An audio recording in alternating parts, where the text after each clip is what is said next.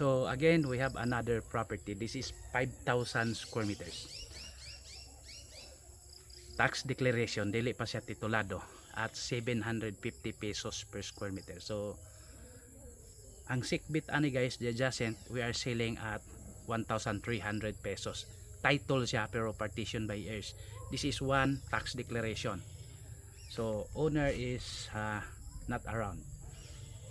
Ang kuan na to ani guys, murag ni slope lang yun siya gamay from the road manggod. So gikan sa kalsada guys kini, no?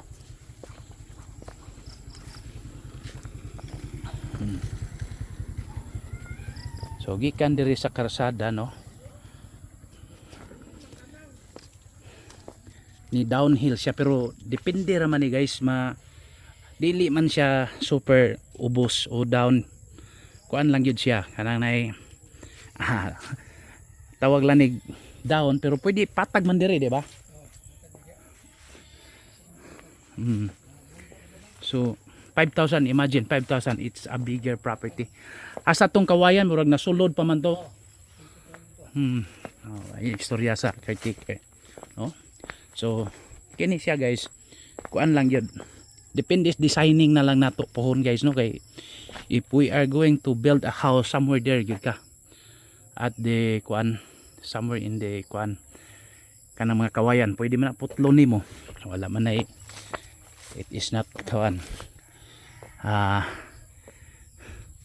dangerous to cut because it's a bamboo. So this is the property. So okay ba ya pod ni even tax declaration, no, pero okay ra gyud. 750 pesos per square meter, negotiable. So this is good for farming. So you need to kuan gyud guys, kanang imong i-clarify gyud nimo ang kuan, kay ang tubig magugikan sa babaw, the water, no, water from the kuan higher will go down here. So kung if you can have your irrigation canal or put a kuan, a canal on that property, so kini pwede kayo. So there are so many banana trees, masay nakanindot sad na idahang, pero wala na kayo giatiman sa owner, no, wala na kayo, but still they have their price, no, 750 pesos per square meter. So pwede nimo paliton tong kuan guys, 2,247, adjacent man sila. So ari na ka mo extend ka, pero naibalay dito guys, so maplastar man ano by the time nga ilabang gihaguan uputang uputpat, mao to ang ilang mga sakyanan tuwa gyud sa tubangan. Pero syempre kung paliton gamiton na sa owner, wa tay mahimo mangitagyog pamaagi. So depende na lang in the future, no. Okay, again the property is 5,000 square meters at 750 pesos per square meter, negotiable. So pwede pa ka magbalay dito dapita. Then still located in Barangay Sirao, Cebu City, near Sirao Garden. Unsa pa tong isa katong Calvary, dool ni siya dito. Sirao, background of Sirao is, you can search in the Google, or approximately 30 to 40 minutes drive from Talamban, Cebu City, or Lahog, Cebu City. So mao na siya guys,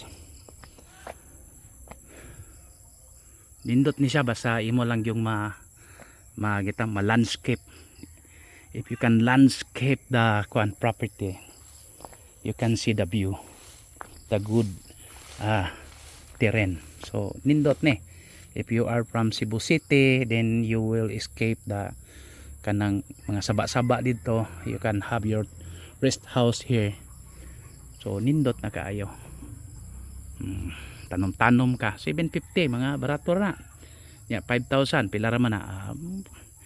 Then negotiable, so we can negotiate. Okay, for inquiries just contact me and please subscribe our YouTube channel. So mo ni guys, no? This is the property we are selling. See. 5,000 square meters at 750 pesos per square meter. And along concrete road. The plain gid siya karsada. Okay? Murag ni slope diri gamay guys, oh. Pero sayon naman na kay nakanal magud siya kay di aman the water is running here, no. Kini nga side. Pero kung if you can buy this, you can divert the one along the road. Okay. And don't forget our website www.propertyph.net. You just type www.propertyph.net, then click properties. Nana, Bohol and Cebu. So this is the drone video. Again, it's really along the road. Then almost everything of the property were planted by banana trees. Pero wa nagiatiman sa seller kay ibaligya man ni. So they're going to sell the property. So it's a neighbor of the first one we are selling also. That one is this is really the for sale, no, which is along this concrete road. There are trees around, banana trees, and there are mango trees and bamboo trees. Okay, so the location is really good weather condition, especially at night time. Indot niya bugnaw ba, it's really cool. Then although the property is a rolling terrain, you can still develop it properly, no. Pwede na mo i-landscape. So nagdepende sa sitwasyon. Depende of your, it depends upon of your engineer. Okay, engineer. So that is the first one, no. Kana na the 2,247, and I'm thinking that is adjacent, no. Pwede na mo paliton tanan, no, from 2,247 up to 5,000 square meters at 750 pesos per square meter. Okay, thank you.